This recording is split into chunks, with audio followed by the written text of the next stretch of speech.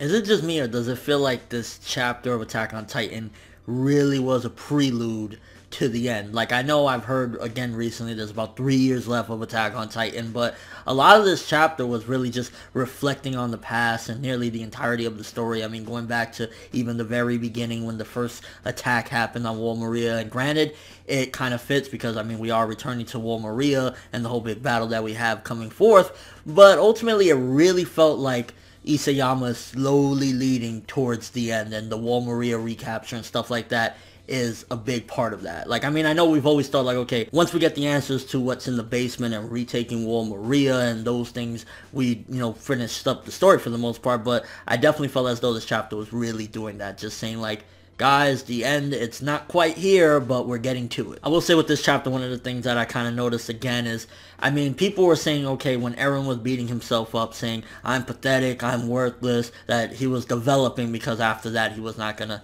say and do those things anymore. But with this chapter, yet again, he's shaking like a leaf and saying, I'm so pathetic, this, that, and the third. And I think one thing as far as like the structure of the characters and the story, development-wise, is like, when are you going to finally man up and stop doing these things?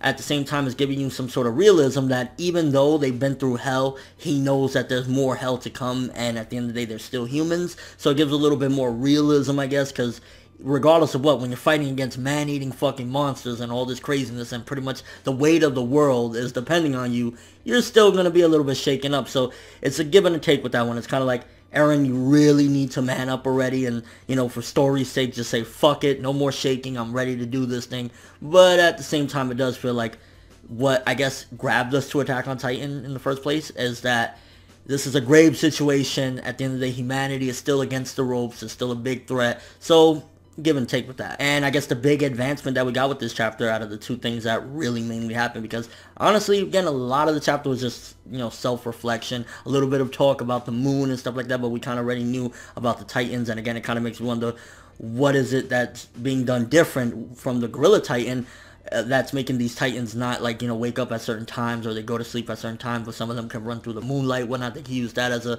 source to run away, or, just move in general. And again, I think there's a possibility that the Ape Titan, the reason why he can do these, scientific things, he probably has a big connection to Grisha, and maybe him and Grisha were the ones behind or taking part in creating the Titans, because kind of, just seeing that now there's a difference with the Titans or whatever, what would make these new Titans different? Well, guys probably smart enough to make these Titans be able to move around in different circumstances. And getting to Wall Maria at the end of the chapter, again, the big advancement, we're finally there. I mean, it took all chapter, and we had a lot of self-reflection and everything, but we're there now. We're at the promised land that we've been trying to retake nearly the entirety of the story. But the trap at the end with Reiner and Bertholdt hiding, like, I'm curious exactly where they are. Are they exactly at the entrance, like they're hiding above the entrance to where that hole was smashed through in the beginning of the story? Or are they already in the basement? I think they're, like, right there where the hole's supposed to be closed. And whatever trap they could have, I mean, I'm curious, are they going to just jump out at Eren? Because I think, to a certain degree, they're underestimating that these people,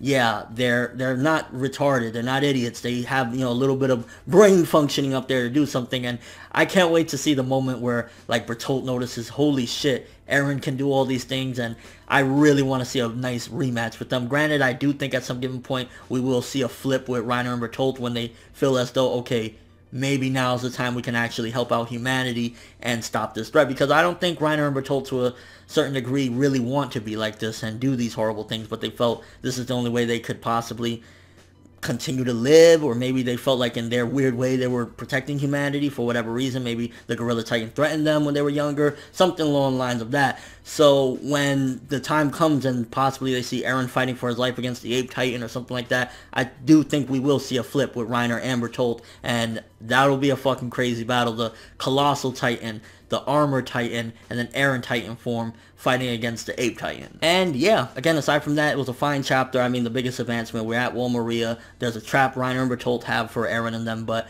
really, I just felt as though, again, it's a prelude to the end, because everything that's happened up until this point was reflected in this chapter, seeing where the characters came from to where they're at right now.